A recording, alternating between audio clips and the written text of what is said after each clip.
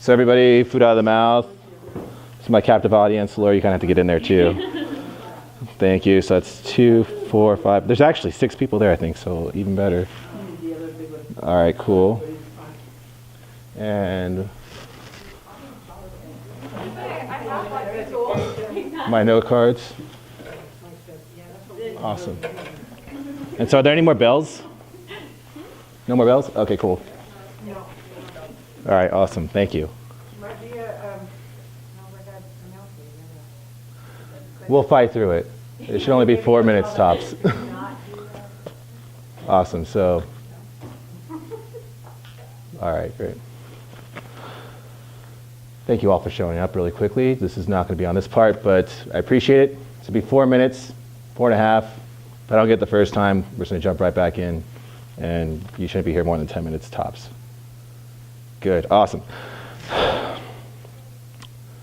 My father had his first stroke when I was 19. As a result, I dropped out of college in order to attain full-time employment and to help out with the bills at home. I was frightened and overwhelmed, but still, this event was not a great tragedy, and my ability to find work and help out at home wasn't a great triumph. It was merely a part of life.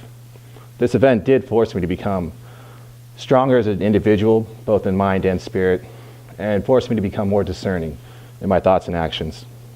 Hello, my name is Joaquin Rodriguez, and I'm going to share with you 3 possessions of mine in this brown bag and describe their meaning and purpose in my life. The first possession I would like to talk about is actually a bag itself. This black backpack was a graduation gift for my tia Nena. She gave it to me with the promise that I would continue college and graduate. It's been 13 years since I made that promise. Nonetheless, I am working hard to maintain and keep that promise now. It's also the only thing I really travel with. As you can tell, it's not very big, but I can fit my entire life into it if I need to. It forces me to discern between my needs and my wants, which was a concept my father constantly drilled in my head. And so that concept in this bag has served me well throughout my travels in the US. As far east as New York, as far west as Maui, from Detroit to San Antonio. It even spent a few months with me in Costa Rica. Every time I look at it, I'm reminded of the promise I made. And every time I pack it, I'm reminded of my father's lessons that he taught me. My next item is actually a poem. Poem. It's entitled If by Rudyard Kipling, the same author of The Jungle Book. It's a prime example of Victoria-era Stoicism. It was written, that's okay. It was inspired by a British politician and was written as paternal advice to his son. I can't recall when I found it, but I was a young man, and its words of wisdom gave me strength to persevere through adversity. It's a rare piece of writing that seems to grow with me as I mature, and for that I really value it. This poem humbles me at times because it reminds me that I can always be a better man, but it also inspires me to remember that I should make the most of every minute and every day that I have here on earth. Every time I read it, I'm left feeling both encouraged and motivated. My final possession is 2 Olympic weightlifting plates. Together, they weigh 2.5 pounds. I first started strength training in order to get stronger to help my father whenever he would fall.